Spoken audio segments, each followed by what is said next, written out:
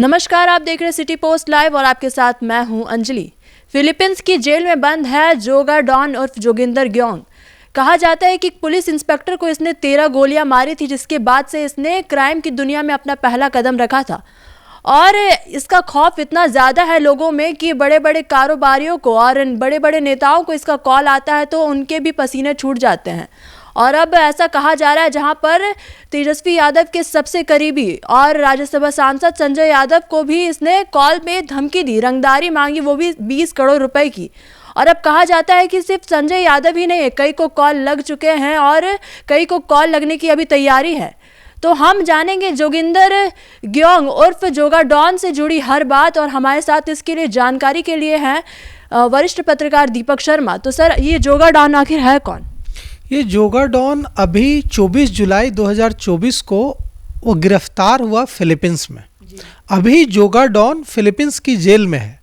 और आप समझिए अंजलि जी कि इसका नेटवर्क कितना तगड़ा है कि फिलीपींस की जेल में रहते हुए यह कारोबारियों को, भारत के बड़े कारोबारियों को, भारत के बड़े नेताओं को फ़ोन करता है और इंटरनेशनल नंबर से कॉल्स आते हैं। और जिस कारोबारी, जिस नेता को कॉल आ गया, वो उसमें से कई तो पुलिस के पास जाने से भी डरते हैं। संजय यादव के मामले में, चूंकि संजय यादव सांसद हैं और बहुत करीबी हैं तेजस्वी यादव के, बड़े नेता हैं, इसलिए पुलिस में बात आ गई। नहीं तो इसके जोगा डॉन के कॉल आने के बाद पुलिस में जाने की हिम्मत भी नहीं करते कई कारोबारी और कई नेता। अभी फिलीपींस की जेल से ये ऑपरेट करता है। वहाँ 24 जुलाई 2024 को इसकी गिरफ्तारी हुई फिलीपींस में, और जेल में ही ये रहता है, फिलीपींस की जेल में, और वहाँ से कॉल्स लगाता है। और इसके रंगदारी मांगने का अंदाज जो है वो बहुत ही विचित्र है। यह किसी से भी खराब तरीके से बात नहीं करता है। यह फ़ोन लगाकर कहता है कि बाहर रहते हैं, विदेश में रहते हैं, बहुत खर्चा है, तो पैसे की कमी हो गई है, थोड़ी मदद कीजिए। इस पुलिस के अधिकारी जो इसके से जोगा डॉन से जुड़े मामलों की जांच कर चुके हैं, वे बताते हैं कि इसके धमकी देने का अंदाज जो है, इसके रंगदारी मांगने का जो अंदाज जो है, पुलिस के सूत्रों की माने तो बड़ा अनूठा है, निराला है। वह किसी से भी खराब तरीके से बात नहीं करता है। शुरुआत में वो मदद मांगता है, कहता है कि मैं बाहर रहता हूँ। तो डॉन तो डॉन है, गुंडा तो गुंडा है, गैंगस्टर तो गैंगस्टर है। ऐसे लोग जो विदेश की धरती से, दूसरे देशों की धरती से भारत में आतंक फैला रहे हैं और कारोबारियों को और नेताओं को निशाना बना रहे हैं और रंगदारी की मांग कर रहे हैं, इसके लिए भारत सरकार को कोशिश करनी चाहिए कि ऐसे जो गैंगस्टर, ऐसे जो डॉन जो बैठे हैं दूसरे देशों की जेलों में और वहाँ से ऑपरेट कर रहे हैं, उनको प्रत्यर्पण कराकर भारत लाया जाए। तो मैं आपको बताना चाहता हूँ अंजलि जी कि इसकी कोशिश भारत सरकार कर रही है। जोगा डॉन के भारत में प्रत्यर्पण की कोशिश हो रही है, उसे भारत में लाया जा सकता है। लेकिन दिक्कत यह है कि ये ऐसे जो डॉन और गैंगस्टर होते हैं, ये जानबूझकर छोटे देशों में जाते हैं, क्योंकि वहाँ से ऑपरेट करना इनके लिए आसान होता है। वहाँ ये सिस्टम को मैनेज कर लेते हैं। छोटे देशों में सिस्टम को मैनेज करना, जेल अधिकारियों को मैनेज कर लेना आसान होता है। अब कोई अमेरिका की जेल में हो, ब्रिटेन की जेल में हो तो उसको दिक्कत आएगी, लेकिन फिलीपींस की जेल में हो या छोटे किसी देश की जेल में हो तो वहाँ ये लोग ज़्यादा आसानी से अपने गैंग को चला पाते हैं। अब ये बैठा है फिलीपींस में, वहाँ फिलीपींस की जेल से रंगदारी मांग रहा है भारत में, बिहार में, हरियाणा में। और इस मामले की जांच में जुटे जो पुलिस अधिकारी हैं, ये पहला मामला नहीं है जब जोगा डॉन ने रंगदारी मांगी है। भारे पड़े हैं मामले जब ये जोगा डॉन जो है लगातार विदेश की धरती से, दूसरे देशों की धरती से ऑपरेट करता है। यह भारत में नहीं रहता, क्योंकि इसकी अदावत जो है, इसकी दुश्मनी जो है वो दूसरे गैंग से भी है। तो इसको सिर्फ पुलिस का भय, भारत में जब ये होता है, भारत में जब ये आता था अभी तो जेल में है फिलहाल, फिलीपींस की जेल में 24 जुलाई 2024 को इसकी गिरफ्तारी हुई है। लेकिन जब ये छिपे रूप से भारत में आता था तो इसको खतरा सिर्फ पुलिस से नहीं होता था, इसको खतरा दूसरे गैंग से भी होता था। क्योंकि हम आपको बता दें कि यह है कौन। जोगा डॉन का जो बड़ा भाई था वो एक कुख्यात गैंगस्टर था, ये पंजाब का रहने वाला है जोगा डॉन, इसका नाम है जोगिंदर ग्योंग। यह पंजाब में इसका बड़ा भाई आतंक का पर्याय बन चुका था। उसको मार गिराने के काम में उस पुलिस ने जो उसको मार गिराया, इस पूरे एनकाउंटर में एक इंस्पेक्टर ने बहुत अहम भूमिका निभाई थी। उसका नाम था जयदेव। उस इंस्पेक्टर ने सुराग तलाशे थे और यह खबर दी थी पूरी तरह से सुनियोजित तरीके से कि कैसे, और उसके बाद इसका बड़ा भाई मारा गया था। उसके बाद जोगा डॉन ने क्या किया, वह जब वह इंस्पेक्टर रिटायर हुआ तो कुछ ही दिनों बाद उसकी पत्नी के मौसा की रिटायरमेंट पार्टी थी। उस पार्टी में वह रिटायर्ड इंस्पेक्टर जयदेव शामिल हुए। और जोगा डॉन ने क्या किया, जोगा डॉन अपने गैंग के साथियों के साथ पार्टी में पहुंचा और उसने रिटायर्ड पुलिस इंस्पेक्टर जिन्होंने इसके बड़े भाई के एनकाउंटर में अहम भूमिका निभाई थी, उस रिटायर्ड इंस्पेक्टर जयदेव की हत्या कर दी। और इतनी विभत्स तरीके से हत्या की, 13 गोलियां इसने रिटायर्ड पुलिस इंस्पेक्टर जयदेव को मारी और उसके बाद से फरार हो गया। पुलिस ने तमाम कोशिशें की इसको गिरफ्तार करने की, यह भाग गया, विदेश भाग गया और वहां से ऑपरेट करने लगा, साउथ अफ्रीका चला गया, दूसरे जो छोटे छोटे देश हैं वहां जाकर रहने लगा और वहां से अपने गैंग को ऑपरेट करने लगा। हरियाणा के व्यवसायी, दिल्ली के कारोबारी, पंजाब के कारोबारी इसके नाम का खौफ खाते हैं। और यह मदद जो मैंने बताया अंजलि जी कि मदद मांगने के नाम पर यह कहता है, फोन करके कहता है कि मुझे मदद चाहिए, मैं बाहर रहता हूं, बहुत खर्चे हैं, मदद कर दीजिए। लेकिन जो लोग मदद करने से इनकार करते हैं, उन जयदेव के साथ जो इसने किया, इसके बाद इसके नाम का खौफ तो है ही, अपने इसी खौफ का ये फायदा उठाता है। अभी देखिए, इसने सिर्फ संजय यादव पहले नेता नहीं है, बड़े नेता जिससे इसने रंगदारी मांगी है, कई बड़े नेताओं से, कारोबारियों से तो मांगता ही है, बड़े नेताओं से यह रंगदारी मांगता है। पंजाब के बड़े नेताओं से, हरियाणा के बड़े नेताओं से और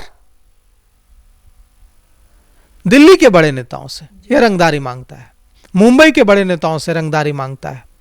अब इसने रंगदारी मांगी है इस बार संजय यादव से, जो तेजस्वी यादव के बेहद करीबी हैं। 20 करोड़ रुपए की रंगदारी मांगी है और रंगदारी न देने पर भयानक अंजाम भुगतने की धमकी दी है। इसके बाद पटना के एसएसपी अवकाश जी ने बताया है कि पुलिस मामले की जांच कर रही है, साइबर सेल मामले की जांच कर रहा है और इस पूरे मामले की सूचना गृह मंत्रालय को भी दी गई है, वहां से भी मदद मांगी है। क्योंकि यह तो भारत में तो बैठा नहीं है, यह तो बैठा तो है फिलीपींस में, तो बिहार पुलिस बिना केंद्रीय एजेंसियों के बहुत ज़्यादा आगे बढ़ नहीं सकती है। तो इसकी सूचना गृह मंत्रालय को भी दी गई है और वहां से भी सूचनाएं लेने की कोशिश की जा रही है। भारत सरकार यह कोशिश कर रही है कि ऐसे खतरनाक और भारत के कारोबारियों और नेताओं को कॉल करके रंगदारी मांगने और दहशत फैलाने का काम करने वाले गैंगस्टर जोगा डॉन का भारत प्रत्यर्पण कराया जाए जल्दी से जल्दी। इसके लिए कोशिश चल रही है।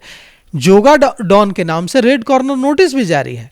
अब देखना यह है कि भारत सरकार जो कोशिश कर रही है कि जोगा डॉन को भारत लाया जा सके, यह कोशिश कब सफल होती है और कितनी जल्दी जोगा डॉन को भारत लाने में भारत सरकार सफल हो पाती है।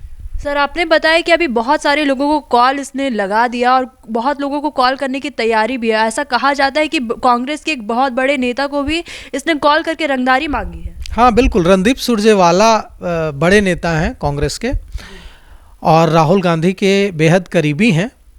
रणदीप सुरजेवाला को इसने कॉल किया था और रणदीप सुरजेवाला से भी उसी तरह से रंगदारी मांगी थी जिस तरह से रंगदारी मांगी गई है संजय यादव से।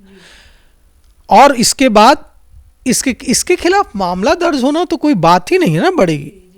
कितने मामले तो दर्ज ही नहीं हो पाते हैं। रणदीप सुरजेवाला को कॉल आया तो रणदीप सुरजेवाला ने मामला दर्ज कराया, संजय यादव को कॉल आया तो संजय यादव ने मामला दर्ज कराया। अभी पुलिस कह रही है कि संजय यादव, देखिए कोई जो गैंगस्टर है वो जब किसी कारोबारी से रंगदारी मांगता है तो उसको इस बात की समझ होती है कि कारोबारी से जब रंगदारी वो मांगता है तो इतना बवाल नहीं मचता है। लेकिन जब वो किसी नेता से रंगदारी मांगता है तो नेता पावरफुल, ज़्यादा पावरफुल होते हैं तो ज़्यादा बवाल मचता है, पुलिस भी ज़्यादा सक्रिय होती है। तो ये जानबूझकर पब्लिसिटी पाने के लिए नेताओं से रंगदारी मांगते हैं ताकि इनके नाम का खौफ बढ़े और फिर जब ये किसी को कॉल करें तो इनको आसानी से पैसे मिल जाए, यह मैसेज जाए कि यह तो बड़े बड़े नेताओं से रंगदारी मांगने वाला गैंगस्टर है, बड़ा गैंगस्टर है। अपना नाम आतंक का पर्याय बन जाए, लोग दहशत में आ जाए, इसलिए जानबूझकर ऐसे गैंगस्टर जो हैं वो बड़े बड़े नेताओं से रंगदारी मांगते हैं। रणदीप सुरजेवाला से इसने रंगदारी मांगी, अब संजय यादव से रंगदारी मांगी और भी कई नेताओं से इसने रंगदारी मांगी। और जो आपने कहा कि हो सकता है कि और भी बड़े नेताओं से रंगदारी आने वाले समय में यह मांगे, और पुलिस को भी ऐसी आशंका है, जैसा आपने कहा पुलिस को भी ऐसी आशंका है कि संजय यादव पहले नहीं हैं और ना आखिरी हैं। संजय यादव से पहले भी इसने रणदीप सुरजेवाला जैसे बड़े नेताओं से रंगदारी मांगी थी और यह भी हो सकता है कि बिहार के कुछ और बड़े नेताओं से यह रंगदारी मांगे, या कांग्रेस और आरजेडी और जो दूसरे सक्रिय, क्योंकि सीधे सीधे मैं जो देख रहा हूं यह सीधे सीधे सरकार में जो पार्टी होती है उसके नेताओं से रंगदारी नहीं मांगता है, यह विपक्ष के बड़े नेताओं से रंगदारी मांगता है। सरकार में शामिल पार्टियों के बड़े नेताओं से रंगदारी मांगने से बचता है। रणदीप सुरजेवाला से जब इसने रंगदारी मांगी थी तो उस समय भी बहुत बवाल हुआ था, बहुत बवाल मचा था, लेकिन कहाँ माना। उसके बाद भी इसने देखिए संजय यादव से रंगदारी मांगी है और इंटरनेशनल उसी वही पैटर्न है रंगदारी मांगने का। इंटरनेशनल नंबर से कॉल आया और उसके बाद मदद मांगी गई।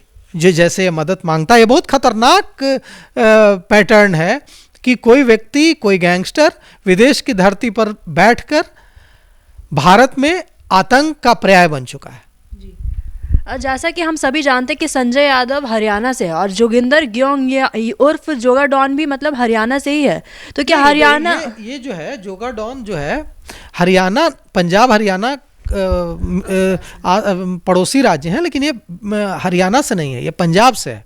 हरियाणा में ये बहुत सक्रिय है। आपने जो कहा कि हरियाणा से है, ये सही बात है। हरियाणा में इसका गैंग बहुत सक्रिय है, लेकिन बेसिकली ये जो है मूल रूप से पंजाब का रहने वाला। तो क्या इसीलिए संजय यादव को टारगेट किया गया या फिर बिहार के कोई और नेता भी उसके रेडार पर है? हो सकता है, क्योंकि हरियाणा, पंजाब और दिल्ली का जो इलाका है, एनसीआर का इलाका, वहाँ इसका गैंग ज़्यादा सक्रिय है।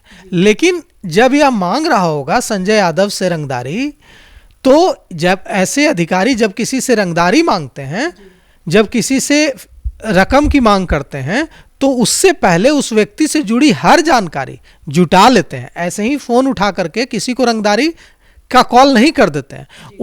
वह व्यक्ति कौन है, वह व्यक्ति कितना पावरफुल है, उस व्यक्ति के तार कहाँ कहाँ जुड़े हुए हैं, मेरे रंगदारी का कॉल जाने के बाद वह व्यक्ति क्या कर सकता है, ये सारी जानकारी लेने के बाद ही ये इस तरह के जो गैंगस्टर हैं, जोगा डॉन की तरह, ये लोग किसी तरह का कोई कॉल करते हैं किसी को। तो अब जब इसने कॉल किया होगा संजय यादव को, तो इसको पता है कि बिहार के नेता, सारी जानकारी रखता है कि बिहार के नेता प्रतिपक्ष हैं तेजस्वी यादव का के बहुत करीबी सांसद हैं संजय यादव, मित्र हैं, तो हो सकता है जैसा अंदेशा पुलिस जता रही है कि न ये पहले हैं संजय यादव जिनको रंगदारी के लिए कॉल आया, न पहले नेता है और न आखिरी नेता है। इससे पहले भी इसने रणदीप सुरजेवाला जैसे बड़े नेताओं को कॉल करके रंगदारी मांगी थी, और भविष्य में भी हो सकता है कि हरियाणा, बिहार या दिल्ली या पंजाब के बड़े नेताओं को रंगदारी के लिए कॉल करे, क्योंकि जब ऐसा गैंगस्टर रंगदारी के लिए बड़े नेताओं को कॉल करता है तो उसके पीछे उसकी दो मंशा होती है। पहली मंशा तो रंगदारी मिले और दूसरी मंशा कि उसका नाम कुख्यात हो। इस पूरे मामले में पटना पुलिस क्या कर रही है? पटना पुलिस की ओर से कहा जा रहा है कि मामला दर्ज कर लिया गया है और साइबर सेल मामले की जांच कर रही है, और साइबर सेल ही इस मामले में, देखिए जब कोई भारत में है ही नहीं तो पुलिस कहाँ जाएगी? पुलिस तो भारत, विदेश की धरती पर तो पुलिस ऑपरेट नहीं कर सके। ऐसा तो नहीं करेगी कि पटना पुलिस की टीम चली जाएगी फिलीपींस। मुंबई जाना होता तो जाप चली भी जाती।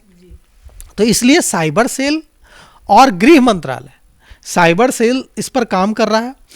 कभी कभी क्या होता है ना कि अब नाम है जोगा डॉन का और पता चला कि कोई मिंकू पिंकू नाम का आदमी जोगा डॉन बनकर, जैसा कि लॉरेंस बिश्नोई के मामले में आपने देखा कि नाम है लॉरेंस बिश्नोई का और कोई पान दुकान चलाने वाला आदमी, कोई ऑटो चलाने वाला आदमी फोन उठा करके लॉरेंस बिश्नोई बन जा रहा है, किसी को फोन लगा दे रहा है कि मजाक में भी, या अपना नाम बढ़ाने की कुख्यात करने की चक्कर में अपना मजाक में भी कई बच्चे फोन लगा दे रहे हैं कि हाँ मैं लॉरेंस बिश्नोई बोल रहा हूँ, इतने की रंगदारी पहुंचा दो। या कुछ जिन्हें इसकी महत्वाकांक्षा है कि उनका नाम भी एक क्रिमिनल गैंगस्टर के रूप में कुख्यात हो, ऐसे लोग भी ऐसा करने की कोशिश कर रहे हैं। लेकिन लॉरेंस बिश्नोई के नाम से जो कॉल्स जा रहे हैं उसमें से पुलिस ऐसा मानती है कि 80 to 90% जो कॉल्स हैं, 80 से 90% जो कॉल्स हैं वो लॉरेंस बिश्नोई की ओर से नहीं किए जाते हैं। वो कोई भी इंकू पिंकू मिंकू नाम का बच्चा जो है,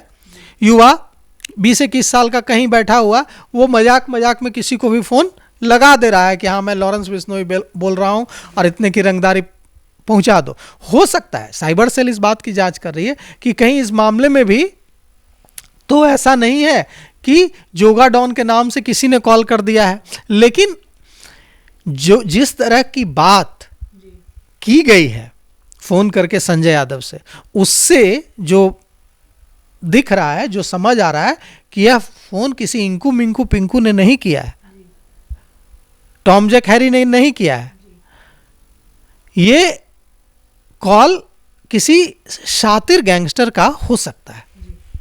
अब मैं अंतिम सवाल आपसे पूछूंगी सर कि राजद के नेताओं ने संजय यादव की सुरक्षा की मांग की है पुलिस कर्मियों से, वही तेजस्वी यादव की कोई प्रतिक्रिया आई है इस पे? नहीं, देखिए राजद की ओर से कड़ी प्रतिक्रिया आई है, बहुत कड़ी प्रतिक्रिया आई है और चिंता जताई गई है। और पुलिस से संजय यादव सांसद हैं, सुरक्षा तो उनके पास पहले से है, लेकिन निश्चित रूप से जब धमकी उनको मिली है और इतने कुख्यात गैंगस्टर से, खतरनाक गैंगस्टर से धमकी मिली है, तो निश्चित रूप से पुलिस रिव्यू करेगी उनकी सुरक्षा को। और प्रवक्ता हैं राष्ट्रीय जनता दल के शक्ति यादव, उन्होंने कहा है, शक्ति यादव ने चिंता जताई है। और अब देखना यह है कि पुलिस, देखिए पुलिस, मैं फिर कह रहा हूँ, पुलिस के पास बहुत ज़्यादा स्कोप नहीं है इस मामले में। अगर कॉल्स फिलीपींस से आया है, अगर कॉल्स जोगा डॉन ने किया है, जोगिंदर ग्योंग ने किया है, तो शक्ति यादव मांग कर रहे हैं कि इसकी उच्च स्तरीय जांच हो। और राष्ट्रीय जनता दल भी चिंता जता रहा है, शक्ति यादव ने भी मांग की है कि खतरा है, हो सकता है, और उन्होंने पूरे राष्ट्रीय जनता दल के कई नेताओं ने चिंता जताई। लेकिन दिक्कत यह है कि अब वो तो बैठा है, जोगा डॉन तो बैठा है फिलीपींस की जेल में, वहाँ तमाम सुरक्षा के बीच बैठा है, वहाँ रहकर वो ऑपरेट कर रहा है। तो पटना पुलिस के पास भी इस मामले में बहुत ज़्यादा कुछ कार्रवाई करने की गुंजाइश नहीं है। इस मामले में जो कार्रवाई होगी वो कार्रवाई गृह मंत्रालय, इंटरपोल और जो केंद्रीय एजेंसियां हैं, वो भारत सरकार की जो एजेंसियां हैं, वो ज़्यादा इसमें कार्रवाई कर सकती हैं। पटना पुलिस बहुत ज़्यादा कार्रवाई इसमें नहीं कर पाएगी। इसमें ज़्यादा कार्रवाई ज़्यादा कड़ी कार्रवाई केंद्रीय भारत सरकार की जो एजेंसियां हैं वही कर सकती हैं।